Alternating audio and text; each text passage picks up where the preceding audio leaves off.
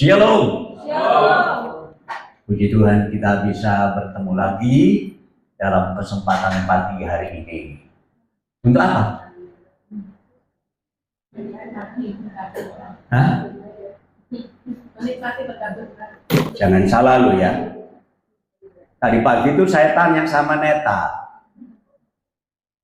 Loh, kok sudah mandi? Ya, mau kebaktian. Hebat ya. Apa kebaktian itu? Gak tahu. Kebaktian itu ibadah. Oh iya. Terus ibadah kepada siapa? Kepada pendeta. Jawaban bagus sekali itu. Kebaktian kepada pendeta katanya. Nah, ibadah kepada pendeta. Bukanlah kepada Tuhan. Jadi kalau saudara datang ke sini ini bukan berarti bahwa saudara ingin bertemu dengan saya. Saudara bisa ketemu dengan saya kapan saja. Tapi kalau dalam suasana ibadah, kita ingin bertemu dengan Tuhan. Ya, dan itu lebih istimewa, saudara. Karena tadi Pujian mengatakan, kau hadir di sini. Banyak orang takut loh kehadiran Tuhan. Kenapa? Kalau Tuhan hadir berarti kiamat. Bukan begitu maksudnya. Hadir di tengah-tengah kita dalam arti bahwa dia seperti firman Allah katakan, ya Tuhan Yesus sendiri yang mengatakan, 2 atau 3 orang saja berhimpun atas namaku, aku ada di tengah-tengah mereka. Dan kalau Tuhan ada di tengah-tengah mereka, tidak ada yang mustahil. Haleluya. Nah saudara, pada kesempatan hari ini, saya ingin menyampaikan firman Allah dengan satu tema. Jagalah hatimu dengan penuh kewaspadaan. Jagalah hatimu dengan penuh kewaspadaan.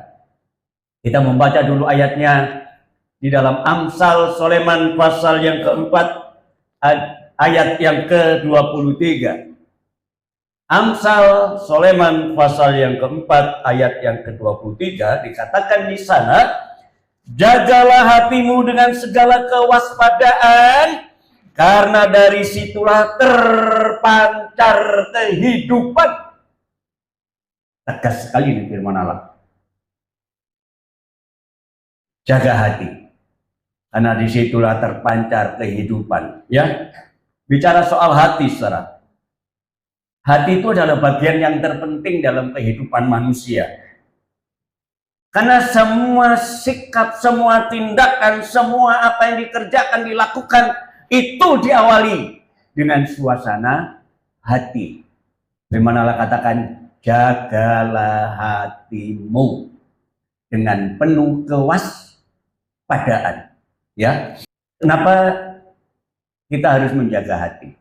Ya, karena sekali lagi hati ini mempengaruhi tindakan seseorang. Orang sebelum melakukan segala sesuatu pasti sudah diawali dengan perasaan hatinya. Ya, dan firman Allah mengatakan, jagalah hatimu dengan penuh kewaspadaan. Ya, saudara, sekali lagi, karena dari dalam hati inilah segala sesuatu bisa terjadi, satu tindakan yang muncul dalam kehidupan manusia. Matius pasal yang ke-12 ayatnya yang ke-35, di situ dikatakan, orang yang baik mengeluarkan hal-hal yang baik dari perbendaharaan hatinya yang baik. Dan orang yang jahat mengeluarkan hal-hal yang jahat dari perbendaharaan hatinya yang jahat. Jadi jelas di sini dikatakan apa yang menjadi satu tindakan perbuatan daripada manusia ternyata diawali dari kondisi hatinya. Nah, sebab itu jagalah hatimu, firman Allah. Ya. Jadi hati ini menentukan sikap hidup manusia. Orang jahat, orang baik itu ternyata diawali dari perasaan hatinya. Ya. Karena hati itu bagaikan mata air. Ya. Jika hati itu kotor, ya, jadi kalau mata air keluar air yang kotor, ya sama dengan jika hati itu kotor, yang keluar juga kotor. Jika hati itu bersih, maka pikiran itu jadi bersih. Nggak mikir yang neko-neko, saudaraku. Karena hidup manusia juga ditentukan juga oleh jalan pikirannya. Dari hati sampai kepada pikiran. Ya. Dan kalau pikirannya bersih, oh pasti yang keluar dari mulutnya juga bersih. Kenapa orang sering mengumpat? Ya, sering ngolok-ngolok orang. Karena hati dan pikirannya kotor. Jadi bisa dilihat saudaraku ya. Dan kalau pikirannya itu kotor, ya, maka perbuatannya juga kotor. Tapi kalau hatinya bersih, maka apa yang dikerjakan pasti bersih, ya. Nah, sekarang masalahnya apa yang dimaksudkan dengan menjaga dengan penuh kewaspadaan, ya? Apa yang dimaksudkan? Menjaga itu artinya melindungi. Artinya merawat. Artinya memelihara. Jadi artinya menjaga seperti itu. Dijaga, dilindungi. Namanya dijaga. Dirawat. Ya, dan dipelihara. Nah, seru. Misalnya saja kalau kita melindungi kampung, maka di pintu jalan pasti ada gardu, pos pengamanan. Maksudnya apa? Supaya kampung ini aman. Dijaga. Saudara, jadi kita lihat di sini bahwa penting sekali untuk menjaga ini ya. Jadi kalau dirawat, saudara, saya sering kepingin nanam saya ini, ya. Kadang-kadang ini apa, lidah buaya saya tanam di depan itu. Tapi satu hal, saya tidak pernah ngerawat. Akhirnya apa tanamannya? Rusak, tidak karuan. Padahal saya sudah beli pot, beli pupuk, beli apapun, ya. Tujuannya apa? Maksudnya di depan itu ada tanam-tanaman itu ya, di yang kayak tempat duduk itu, ya, kita kasih tanam-tanaman begitu. Tapi karena tidak rawat, ya, saya bibit-bibit tanaman macam-macam, kadang-kadang lombok, apa gitu. Tapi kan nggak dirawat, maka tidak tumbuh, jangankan tumbuh, bubar. Ya, kemudian dikatakan memelihara. Saudara punya ternak, kalau tidak dipelihara ya mati. Bayangkan irawan itu kalau pagi kadang-kadang keluar dulu ke kandang, kasih makan ayamnya itu. Ya, cuma saya pesen, oh jadi buka lawangnya dulu ya. Sebab ayamnya itu jahat. Kalau saya ke belakang langsung kabluk, ya. Kadang-kadang irawan pesen, Pak, jangan keluar ya. Sebab ayamnya itu tak keluarkan, jago itu. Sebab kalau enggak bisa stres itu ayam di kurungan terus, katanya gitu. Kenapa? Karena dia ingin merawat, ingin menjaga. Nah, itu artinya, saudaraku. Apa artinya menjaga itu? Melindungi agar aman, merawat agar sehat, demikian pula memelihara agar tetap hidup. Jadi saudara, ini artinya menjaga, ya. Nah, tapi tidak hanya sekedar menjaga. Jagalah hatimu dengan penuh kewaspadaan. waspadaan. Nah, apa arti waspada ini? Ya. Nah, saudaraku, arti dari waspada ini adalah tidak sembrono, saudaraku. Tidak lengah, ya. Nah, supaya tidak terjadi kebobolan. Apa kebobolan? Kalau rumah nggak dijaga, kita lengah, dibobol maling. Kalau tentara lagi berperang, lengah, ditembak oleh musuh. Kerugian terjadi. Jadi waspada itu artinya tidak lengah supaya tidak terjadi kebobolan. Bila lengah sedikit saja, pasti terjadi kerugian. Nah, itulah firman Allah mengatakan, jagalah hatimu dengan penuh kewaspadaan supaya tidak terjadi masalah yang tidak diinginkan. Saudara ya? Nah, sekarang masalahnya, kenapa firman Allah itu menyuruh kita menjaga hati? Kok hati yang dijaga? Kenapa bukan kesehatan? Bukan kesehatan penting kan, saudara ya? Coba kalau kita nggak sehat, karena nggak pernah jaga, kok yang dijaga hati? Saudara? Memang kesehatan itu penting. Kesehatan itu perlu.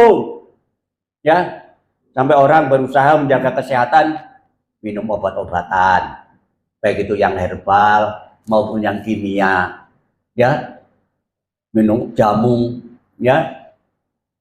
Saya tiap hari minum jahe, saudara. Betul. Tak siapkan di meja situ, sopo sing gelem jahe silakan. Pak Agus biasanya ya, tadi sudah masuk, tek, jahe. Jameren, jahe merah gula aren, itu buatan saya. Ya, silakan minum, itu tak siapkan, tak toples gitu ya.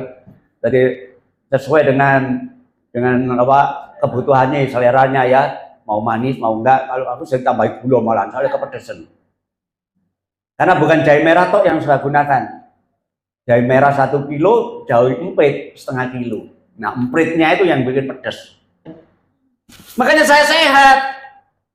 Karena apa? Minum jamren, jahe merah gula aren. Ya. Kopi, saya beli kopi bubuk. Enggak cuma kopi tos, saudara. Saya pagi kopi campur jamren. Nyaman ongguan kocak ngereng betul. Bener, saudara. Sehat. Nih, lihat. Ya kan? Jadi saudara, sehat itu memang penting. Tapi Tuhan mengatakan, mengapa hati yang harus dijaga? Ini bukan kebetulan, saudaraku. Karena hati itulah pusatnya kesehatan. Begini, kita perhatikan. Amsal pasal 17 ayat yang ke-22. Nah, hati yang gembira adalah obat yang manjur. Tetapi kalau memiliki semangat yang patah, mengeringkan tulang. Ayo. Ada yang tiap hari nyanyiannya sedih terus. Patah hatiku jadinya. Aduh, itu nyanyian saya zaman lama. Hatiku sengsara tak terkira. Iya, itu nyanyian saya dulu, Ramatal Kolo, Hari Murti. Kan saya dulu biduan. Ya, sebelum Pak Teddy buka entertainment, saya dulu biduan, sering nyanyi di THR saya. Ya, saudara. Tapi yang nyanyiannya itu ya susah. Nggak ada senengnya. Tetapi setelah berada di dalam Tuhan, hati yang gembira adalah obat. Haleluya. Jadi kenapa harus dijaga hati kita ini, saudaraku? Kesehatan memang penting, tapi yang utama di sini dikatakan, jagalah hatimu. Kenapa harus hati yang dijaga? Karena hati yang gembira adalah obat yang manjur. Amin. Saudara, sebab kalau hati tidak gembira, sumpah terus, susah terus, sebel terus, cepat mati. Hati yang gembira adalah obat yang manjur. Ayo senang saudara. Masalah itu bukan berarti tidak ada, tetap ada, tapi bisa dikalahkan oleh hati yang gembira. Itu sebabnya firman Allah mengatakan, jagalah hatimu dengan penuh kewaspadaan. Hati-hati. Kenapa? Karena hati adalah sumber sukacita. Ya. Bayangkan saudara kalau hatinya gembira terus, ya. Coba saudara, hati yang gembira itu membuat orang lain juga senang. Ayo, senang saudara. Ada masalah hari ini? Ayo, ketok lo yang mencurang. Ya, hati yang gembira adalah obat yang manjur. Ya, kita perhatikan, tetapi semangat yang patah mengeringkan tulang. Coba bapak tua itu sampai mangap-mangap gitu, saking senengnya, iya kan? Haleluya. Nah, saudaraku, kembali, mengapa hati harus yang dijaga? Kok bukan kesehatan yang tadi? Yang kedua, kenapa bukan penampilan? Ayo, sekarang orang kepingin awet muda loh, pasti ngerawat penampilannya kan? Ayo, dirawat. Ya, sim berkerut supaya kerutannya hilang. Macem-macem obat sampai lem-lem dipasang di sini supaya kenceng maneh. Kenapa bukan penampilan? Tuhan tidak mengatakan jagalah penampilanmu, rawatlah dirimu, tidak. Tapi jagalah hatimu, ya. Jadi saudara, justru dari hati inilah penampilan kita jadi cerah, ya. Jadi enggak perlu dirawat, ya memang sih dirawat sedikit-sedikit boleh lah, tapi enggak terlalu berlebihan sampai dirawat begitu rupa, irung-irung pesek dimbangirno gitu rupa, ya. Wih, tepe dipuasani sembarang kalir. Ya, karena ingin penampilannya mencolok. Tetapi justru Tuhan tidak mengatakan jagalah penampilanmu, tidak, jaga hatimu. Kenapa saudaraku? Amsal 15 ayat 13, ya. Hati yang gembira membuat muka berseri-seri. Haleluya. Muka berseri-seri itu apa? Ya, muka yang selalu ceria, saudara. Ya, saben lewat merengut, ya, cemberut, tapi di sini hati yang gembira membuat muka berseri-seri, tetapi kemudian hati mematahkan semangat. Selalu dijaga hati kita, ya, saudara. Tuhan katakan jaga hati, bukan jaga kesehatan, bukan jaga penampilan, ya.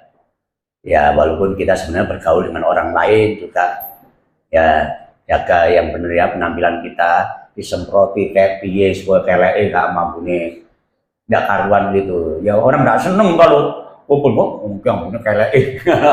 Paling tidak kan ya dijaga lah ya. Tapi yang penting tuh wajah itu berseri-seri.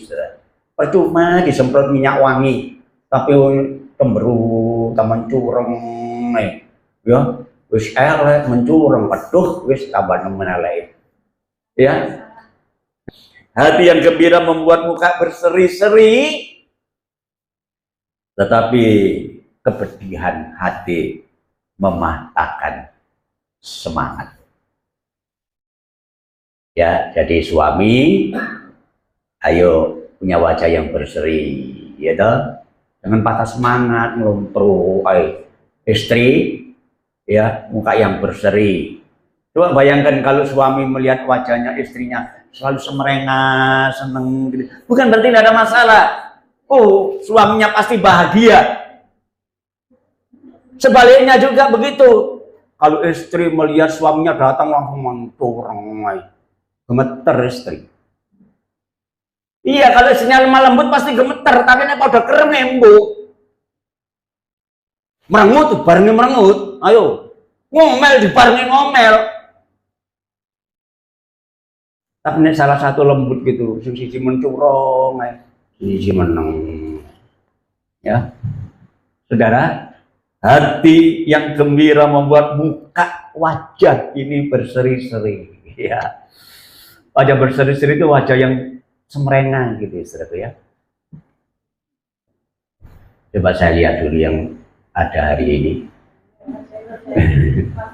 Oh, langsung spontan guyune. Padahal tadi nggak guyu, udah sekarang mesem. Ini saudara, ya, hati yang gembira membuat wajah berseri-seri. Nah, saudaraku, pentingnya menjaga hati karena semua sikap dan sepak terjang manusia ditentukan oleh suasana hatinya. Oh, ngamuk itu? Karena hatinya nggak tenang, ya kan? Oh, kok mencurnai? Karena hatinya memang bermasalah. Jadi sekali lagi firman Allah jelas sangat luar biasa. Jagalah hatimu dengan penuh kewaspadaan. Karena dari situlah terpancar kehidupan. Ya, jadi pentingnya menjaga hati ini, saudaraku ya. Amsal pasal 27 ayat 19. Nah, seperti air mencerminkan wajah, demikianlah hati manusia mencerminkan manusia itu. Kalau saudara ngaca, kaca itu mencerminkan siapa? Coba gambar itu perhatikan. Orangnya ngaca, tapi yang di kaca kok beda. Tuh. Jelas gak bener ini. Karena seperti air mencerminkan wajah, demikianlah hati manusia mencerminkan manusia itu. Jadi kita bisa membaca hatinya ketika melihat wajahnya.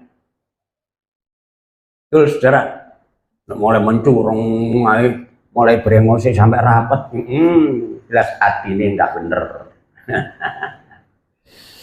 Ya, mendelik terus wis kata bayu tambah elek. Ya, itu karena apa? Hati. Coba kalau hatinya senang, wajahnya semerengan, siapapun yang datang disambut dengan hati yang senang. Ya, waktu itu ada tamu. Tadi siapa? Ya ada. Dulu kejemik. Padahal orang itu datang mau kasih duit. Oh ya maaf ya, maaf. Asep. Ya saudaraku. Jadi seperti air itu mencerminkan wajah, demikian hati manusia mencerminkan manusia itu. Jadi suasana hati seorang itu mencerminkan dirinya, baik dalam bentuk ucapan maupun tindakan. Kita tahu pasti hati ini, nek omongannya sengol terus, ya. Jadi saudara-saudara, hati manusia itu mencerminkan manusia itu sendiri. Ya, jadi tidak bisa berlawanan seperti gambar ini. Ya, wajahnya ganteng begini pakai baju loh yang keluar kaosan tok. Ini tidak benar. Jadi orang bisa melihat kondisi kita dari luar ini, maka mereka bisa melihat bagaimana hati kita sebenarnya. Ya, jadi saudaraku, karena itu Allah memberikan kepada kita satu pertimbangan, ya, jagalah hatimu. Bukan kesehatan, sekali lagi kesehatan itu muncul karena hati yang gembira. Coba saja lah. Tapi ternyata ketika baca firman Allah, hati yang gembira adalah obat yang manjur. Hati yang gembira mencerminkan wajah kita. Ya, Jadi pangkal kehidupan kita, ya. Jadi sekali lagi Tuhan bukan berarti nggak boleh tampil beda, ya, tapi bukan penampilan itu yang penting, ya, bukan penampilan. Ya mungkin tambah hari tambah tua, tak apa-apa. Memang umur tidak bisa direkayasa, ya, tapi tetap hati yang gembira. Haleluya. Nah, sekali lagi bukan penampilan ini ya, karena manusia itu seringkali melihat wajah, tapi Tuhan melihat hati, ya.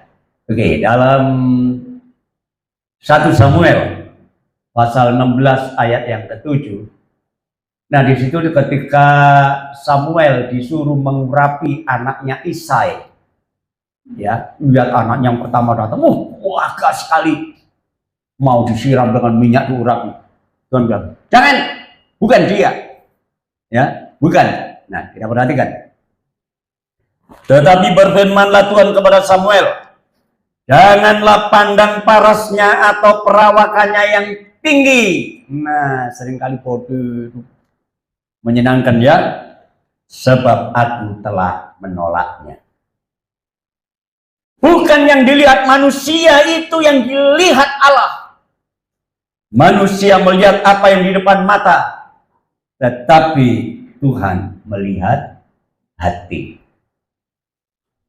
Ya, kalau kita memang nggak bisa melihat apa yang terjadi dalam hati kita, kita bisa melihat wajah manusia.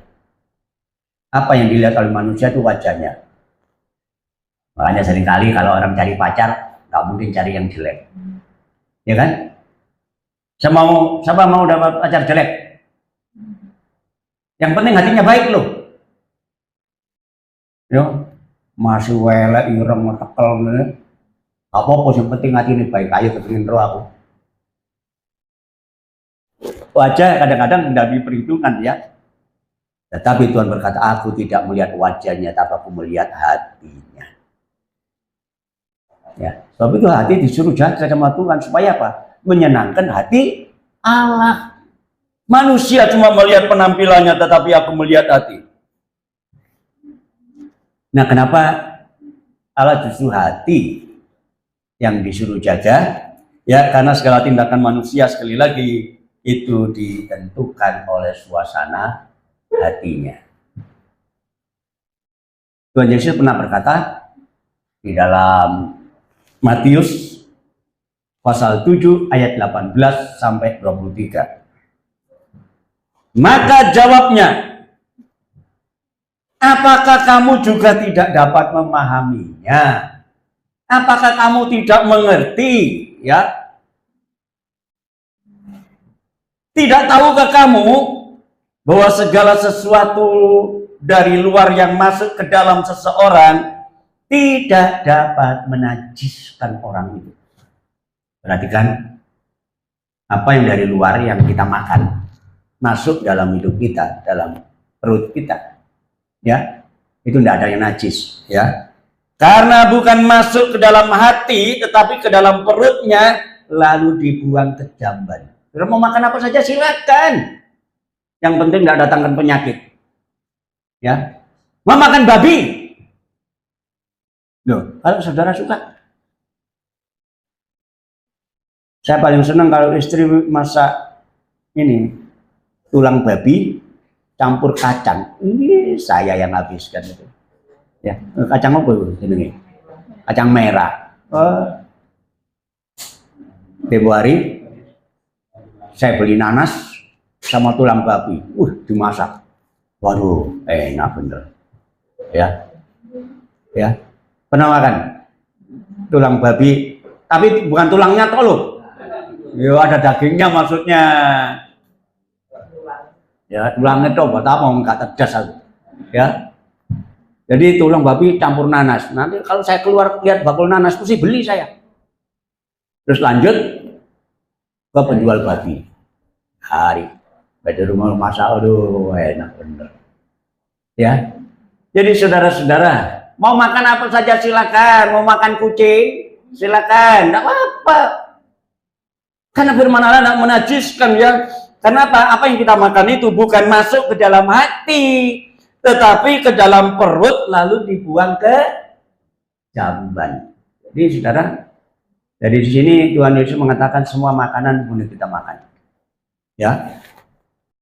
Katanya lagi, apa yang keluar dari seseorang itulah yang menajiskan. Kalau yang keluar itu yang najis, ya. Sebab dari dalam hati orang timbul segala pikiran jahat, percabulan, pencurian, pembunuhan, ya. Coba. Kadang-kadang ngomongnya nggak karuan. Kalau makan babi, silakan makan babi. Tapi kayak yang keluar dari mulut ini babi. Oh, babi. Nah, itu yang najis. Itu yang najis, saudara.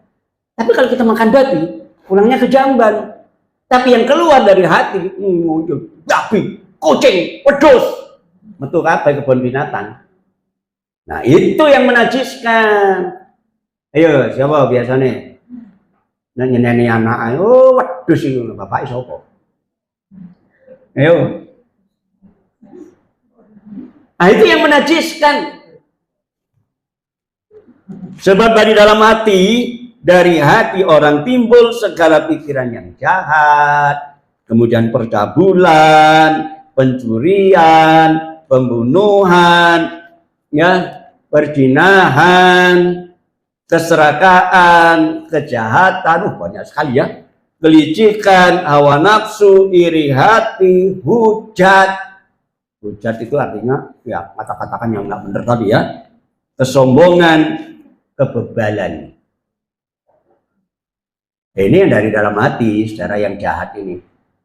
Muncul pikiran yang aneh-aneh, yang nggak karuan, yang nggak cocok dengan firman Allah, ya. Tapi coba kalau hati kita gembira, istri gembira, suami gembira, nggak ada kata-kata yang jorok yang muncul.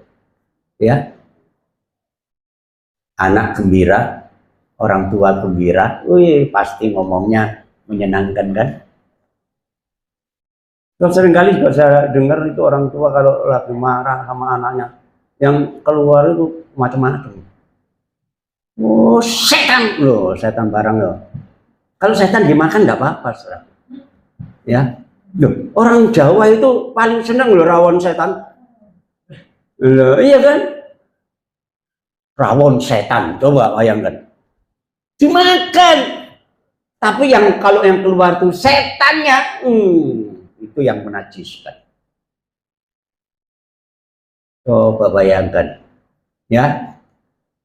Semua hal-hal jahat itu timbul dari dalam hati dan menajiskan orang. Jadi di sini hati itu mendapat perhatian khusus dari Tuhan. Jagalah hatimu dengan penuh kewaspadaan, karena dari situlah timbul kehidupan kita. Jaga ya hati kita, saudara ya. Jangan ada yang kemudian ya saling mengata-ngatai satu dengan yang lain. Sudahlah. Firman Allah ya bukan hanya hati yang gembira adalah obat saja, tapi adalah obat yang manjur. Ya. Udah tahu sekarang nggak ada lagi di apotek itu. Karena saya pernah tanya, siapa yang buat itu? Oh ini bos Pak. Itu salah itu. Loh, kok bisa salah? Karena itu cuma hati yang gembira adalah obat. Benar, karena menurut Alkitab, hati yang gembira adalah obat yang manjur. Kenapa nggak ditulis yang manjur? Sebab kalau ditulis yang manjur, obatnya nggak laku dia. Tapi di mana lagi saya ketemu juga ada apotek yang nulis lagi, di daerah Ploso atau mana gitu. Hati yang gembira adalah obat. Saudara harus lengkap ya firman Allah, jangan sepotong-sepotong. Hati yang gembira adalah obat yang manjur. Ya, so, kalau hati itu tidak gembira, hati itu jahat, yang muncul hal-hal yang sangat tidak menyenangkan hati Allah, dikatakan itu menajiskan, dan orang yang najis tidak akan pernah masuk dalam kerajaan surga. Ya, ya, baik, kita akan baca di sana. Wahyu pasal yang ke-21 ayat 27. Tetapi tidak akan masuk ke dalamnya segala sesuatu yang najis. Atau orang-orang yang melakukan kekejian atau dusta. Tetapi hanya mereka yang namanya tertulis di dalam kitab kehidupan anak domba itu. Jelas ya? Di surga tidak ada satupun yang najis. Kita menikah hanya di dunia ini saja.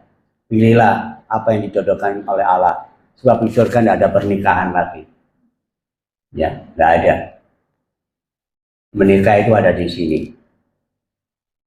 Di sana dikatakan tidak ada sesuatu yang najis yang masuk. Jadi mulai sekarang kita mesti koreksi diri hidup ini. Jagalah hatimu dengan penuh kewaspadaan. Dengan hati-hati. Karena hati ini paling gampang sekali dipengaruhi. Benar, saudara. Bayangkan, kalau kita lihat tetangga, wih, langsung iri. Saya pernah melihat ada satu contoh yang bagus, saudara. Ada seorang suami istri tinggal di rumah itu. Ketika dia makan, dia nengok keluar, lihat dari jendela itu, ada tetangga yang jemur pakaian. Langsung komentar, nyuci kok gak bersih, lihat kotor semua gitu. Suaminya diam saja. Besoknya lagi, lihat lagi. Tetangga itu udah saya nyuci. Lagi mulai kan itu semua dari hati. Lihat, antum masih burem semua nih. Apanya? Cuciannya. Bagaimana pun udah gatal semua gitu. Tiap hari sampai kemudian seminggu dia juga makan lagi, lihat, wih, kaget dia. Kok bersih banget ya? Cuciannya begitu rupa bersih. Suaminya cuma ngomong, ini Bu, tadi jendela ini saya bersihkan. Sehingga ketika kamu lihat jemuran tetangga bersih karena jendelamu saya bersihkan. Ini saudara. Jadi selama ini dia melihat jemuran tetangga itu kotor, sebenarnya adalah jendela rumahnya yang kotor. Makanya kalau menilai orang lain itu paling gampang daripada menilai diri sendiri. Secara orang paling gampang ya menilai orang lain, ya, daripada menilai diri sendiri. Lihat jitoknya orang lain gampang daripada lihat jitoknya sendiri. Ayo, itu paribahasa Jawa itu memang bagus-bagus, ya. Jadi saudara, tidak ada satupun yang najis nanti yang bisa masuk ke surga, ya. Tetapi ini luar biasanya, masih ada kesempatan. Masih ada kesempatan bagi kita. Haleluya. Karena kita belum meninggal kan. Kalau yang sudah meninggal tidak ada kesempatan lagi. Masih ada kesempatan bagi kita. Jagalah hatimu dengan penuh kewaspadaan. Jadi saudara, mari hari ini kita dianjurkan untuk menjaga hati kita, ya. Nah, kemudian bagaimana cara kita menjaga hati? Ya, tentu kita ingin tahu loh, bagaimana kita menjaga hati, menjaga, memelihara, merawat, ya, dan lain sebagainya. Bagaimana, ya? Saudara, sekali lagi bahwa kebersihan hati tidak datang dengan sendirinya, ya.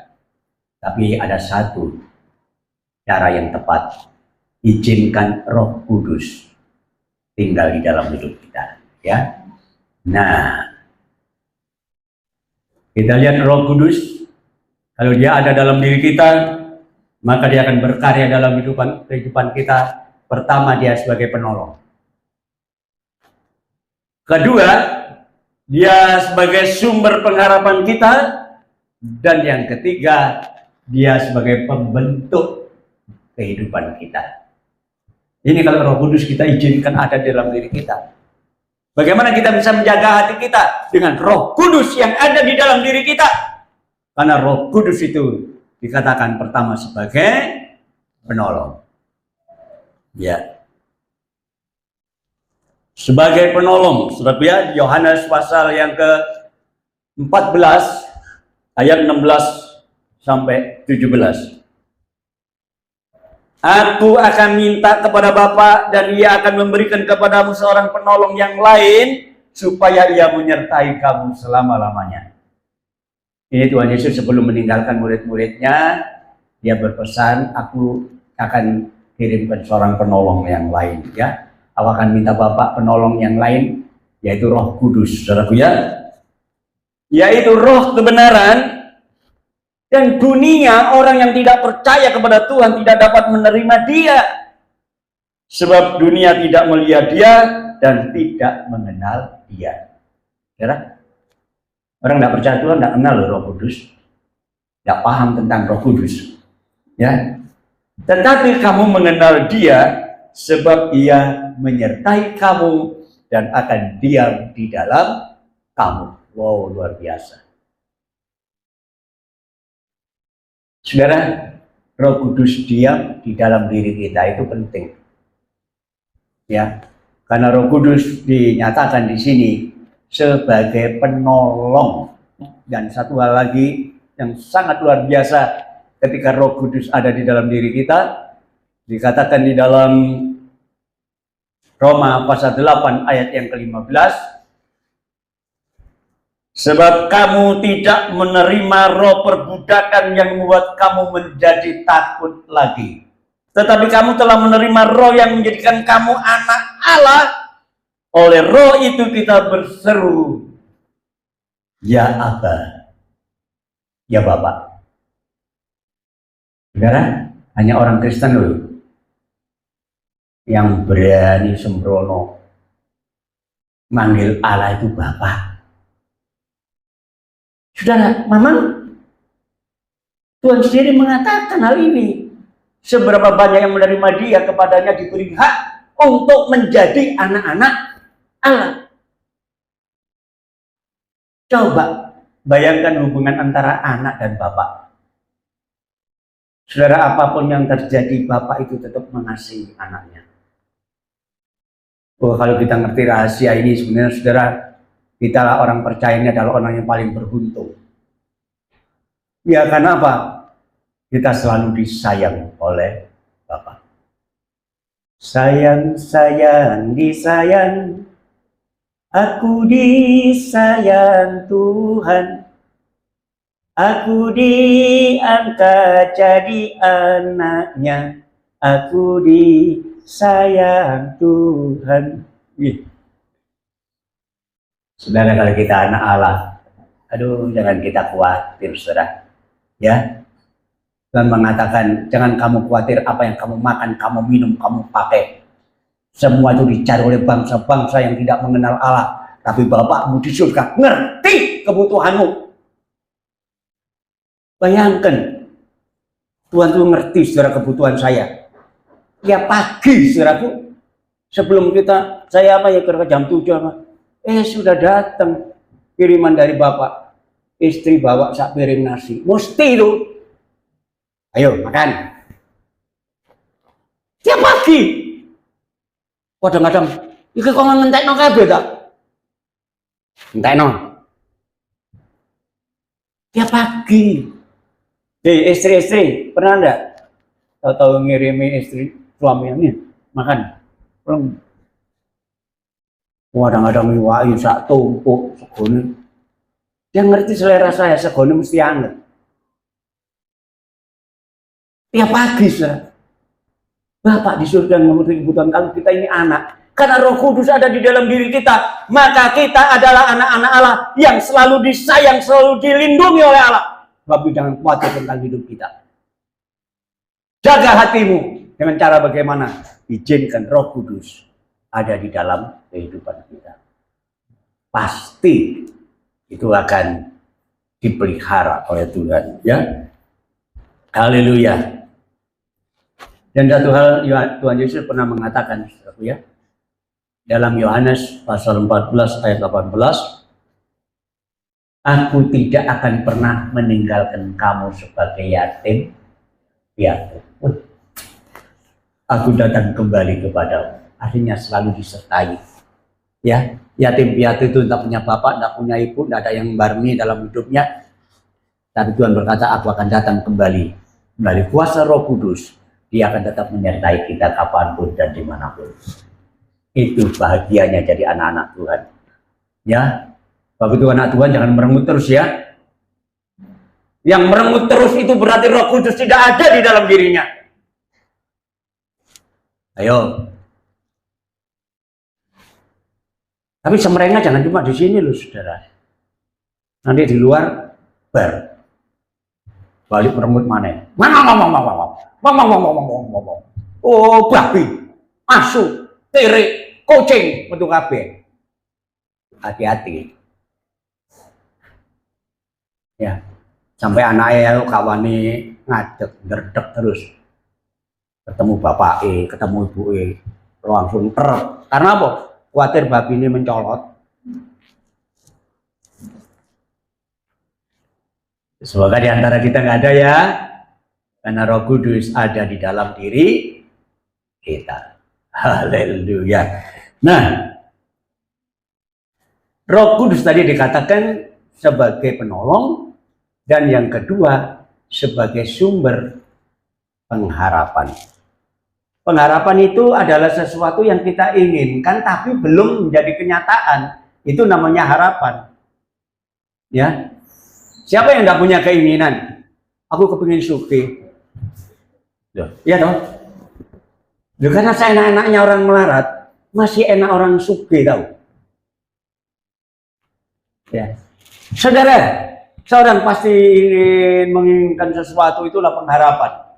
Tetapi ternyata pengharapan itu sumbernya kalau Tuhan ada dalam diri kita, yaitu Roh Kudus yang diberikan kepada kita. Ya, haleluya. Roma pasal 15 ayat yang ke-13.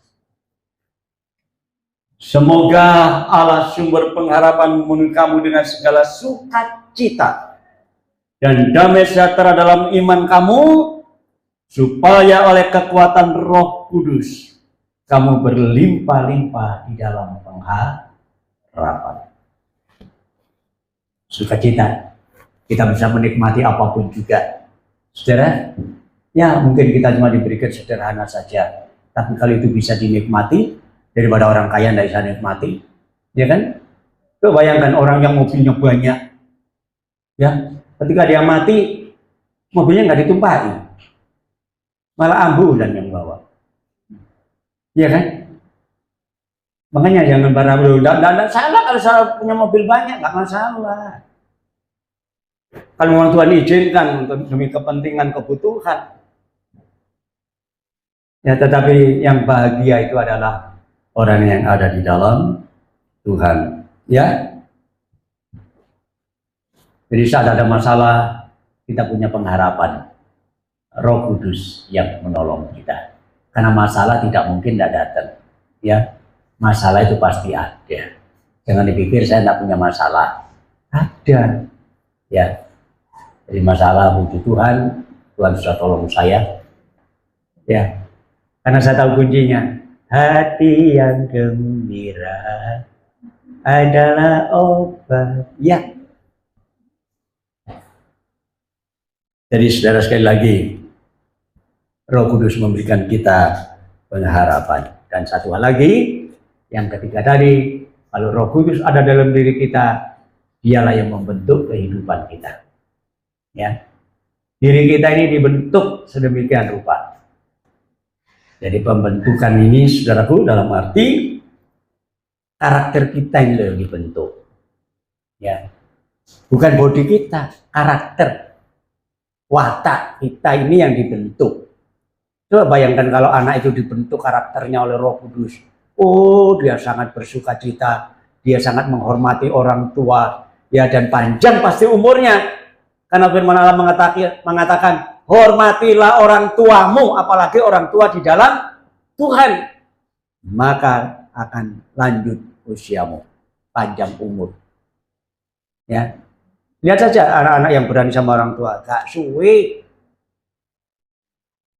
Ya, apalagi kalau orang tuanya, ya, dari dalam hatinya keluar yang sumpek-sumpek itu, karena orang tuanya tidak dihargai, keluar.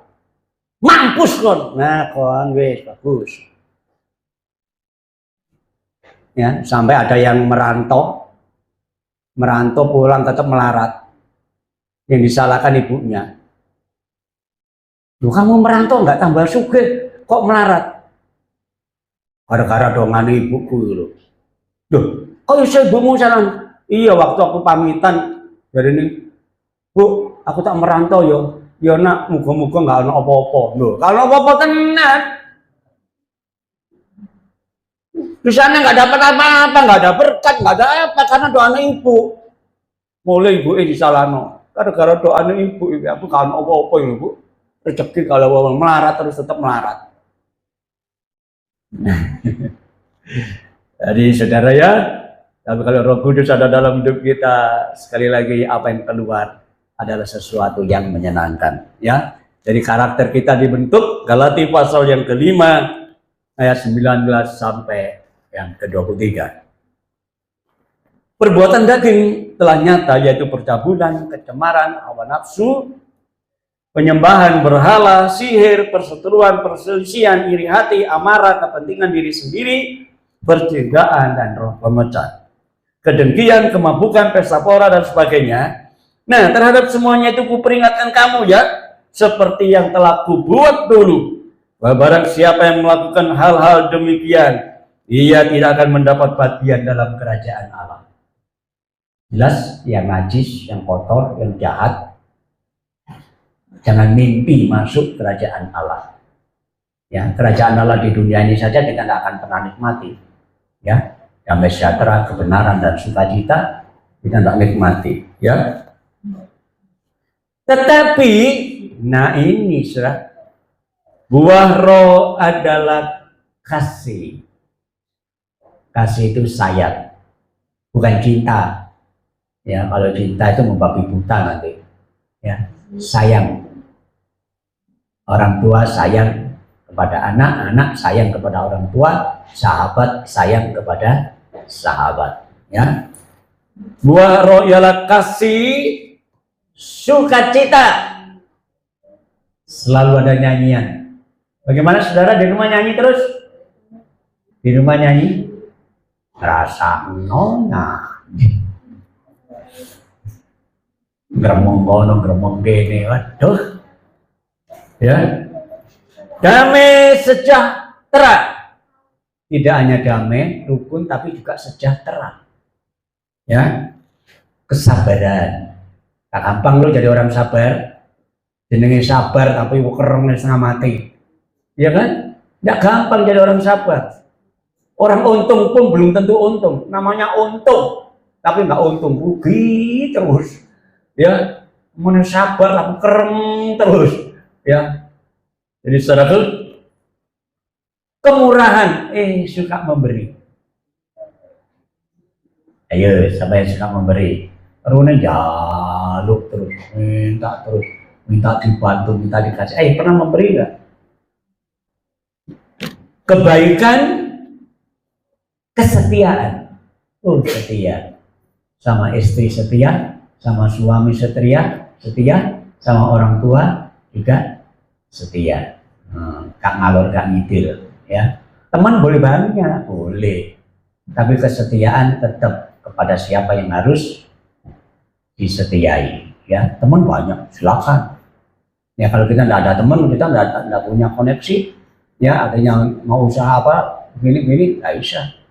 Ya, oke. Kelemah lembutan, ngomongnya gak kasar, gak kereng, ya, gak misuan. Ya, padahal ciri khas orang Surabaya itu misu. Ya, saya Surabaya asli, saudara. Di sini gak misu rasanya kalau gak nyaman. Kon kuyo boleh cerot. Itu saya dulu. Sekarang cerotnya hilang. Ngomong kasar ya hilang. Ya. Sekali lagi saya arek Surabaya asli. Cak Ripan arek Surabaya. Lihat helm saya. Kan ada tulisannya Cak Ripan arek Surabaya. Ya, lihat itu helm saya. Ya. Jadi saya tidak meninggalkan, saudara, memang saya asli Surabaya, arek Surabaya. Makanya jamren saya tulis jamren. ya, produksi cakripan arek Surabaya. Ya. Jadi setelah penguasaan diri tidak ada hukum yang menentang hal ini. Nggak ada yang melarang orang berbuat baik. Nggak ada orang yang melarang kalau kita hidup damai sejahtera. Ya, haleluya. Jadi saudara, izinkan Roh Kudus ada di dalam diri kita. Ya. Nah, Galatia pasal 5 ayat 25. Jikalau kita hidup oleh Roh, baik lagi hidup kita juga dipimpin oleh Roh. Jangan dipimpin oleh nafsu kita, saudara ya. Berikan kesempatan Roh Kudus selalu memimpin perjalanan hidup kita. Maka kalau kita hidup di dalam pengawasan Roh Kudus, maka kita menjadi orang percaya yang aman dan tetap mengalami kebahagiaan sampai Tuhan Yesus datang. Ya, karena Roh Kudus selalu pimpin kita, dan Roh Kudus selalu pimpin kita kepada jalan yang benar, yang sesuai dengan apa yang diinginkan oleh Tuhan. Dan saya yakin orang yang dipimpin Roh Kudus dialah orang yang paling berbahagia dalam hidup. Jagalah hatimu dengan penuh kewaspadaan, karena dari situlah terpancar kehidupan. Ya, jadi mulai hari ini kita ngerti ya. Mari kita jaga hati kita. Jangan sampai ada sesuatu yang tidak sesuai dengan yang diinginkan Tuhan. Saya yakin Tuhan pasti memberkati kita. Amin. Haleluya. Tuhan memberkati.